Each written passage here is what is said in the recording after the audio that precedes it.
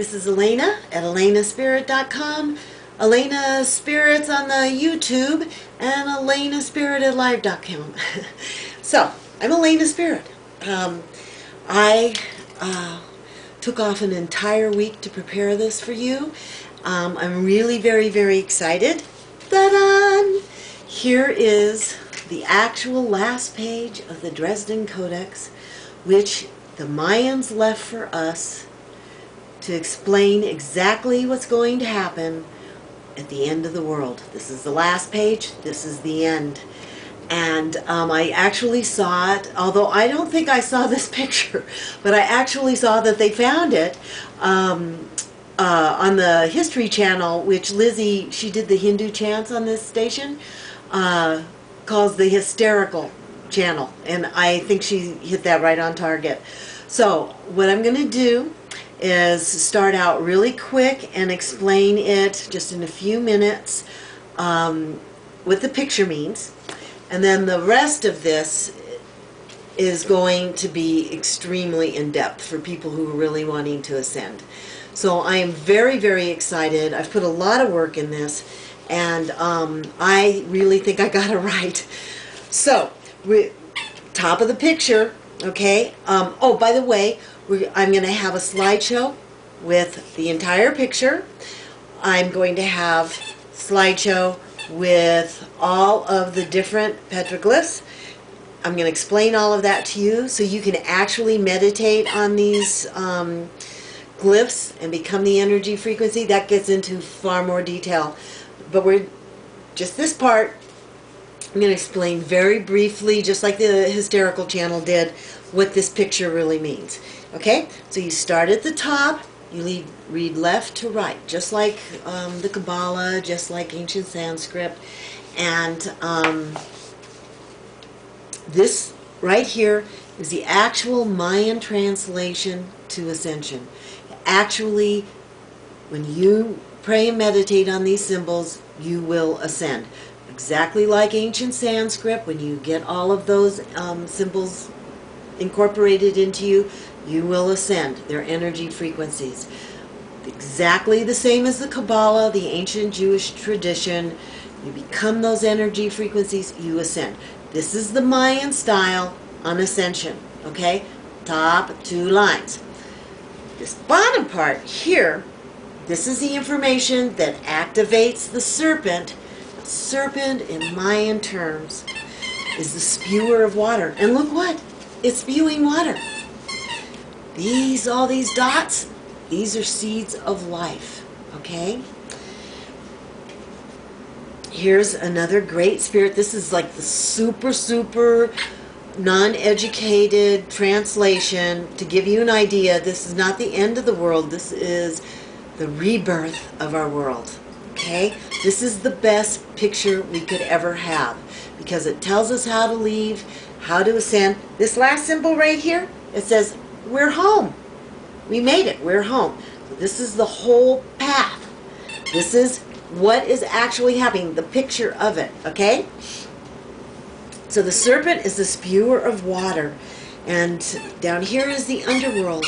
The underworld not only has underworld cities, not only did the Mayans come from the underworld, but it also has molten lava that hits, and of course we know that we have a lot of active and dormant volcanoes, and we have the ring of fire. We got a lot of lava out there. When it hits the water and the seeds of life, starts activating it on planetary level. Okay? We have a great condor here. That's enlightenment. Just like the eagle in North America. It's enlightenment. The eagle, the condor sees a great deal from a very objective point of view from a high distance. Okay? And it's a very powerful symbol. It does not mean you're going to drown and the condor is going to eat your bones like a vulture. Okay. We have another sacred symbol here. We're going to go into great detail later. Spewing more water with seeds of life.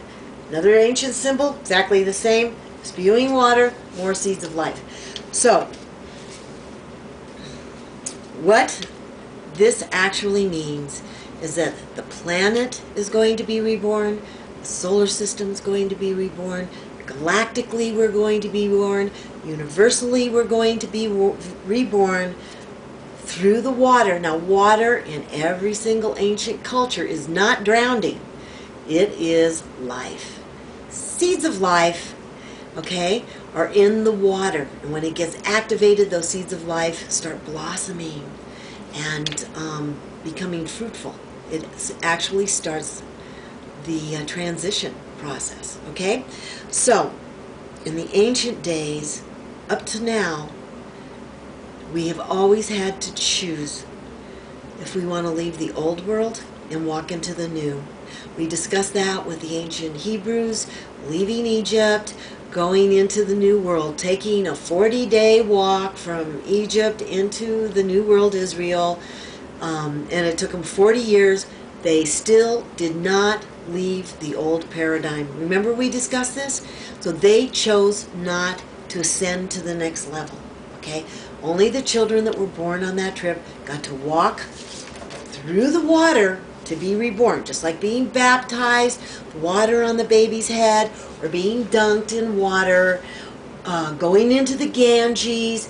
All of these are life transformation symbols with water. None of these are, oh my God, I'm going to die and drown and be eaten by condors. Okay?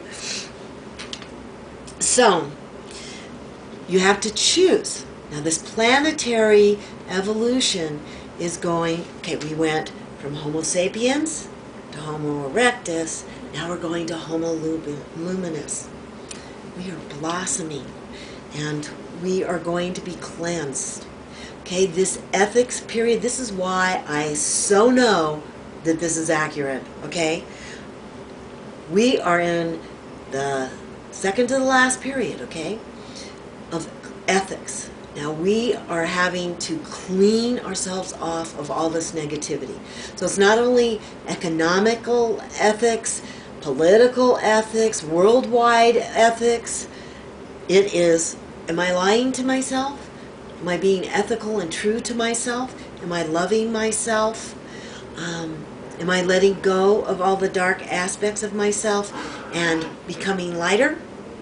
Or not? All of freedom of choice.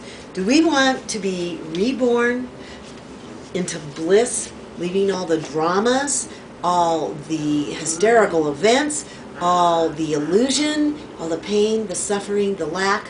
Do we want to be reborn into reality? Okay. I've talked many times about fear, coming in on the medicine wheel with fear for myself. And I just learned this, so I'm going to share this, because all of us, if we are not choosing everlasting life and abundance and joy and bliss, and we want to hold on to the dramas, we are actually holding on to the fear. So what this saying is fear is not allowing divine intelligence to create perfection. If you see me with a tattoo on my forehead, that will be it. Fear is not letting divine intelligence create perfection.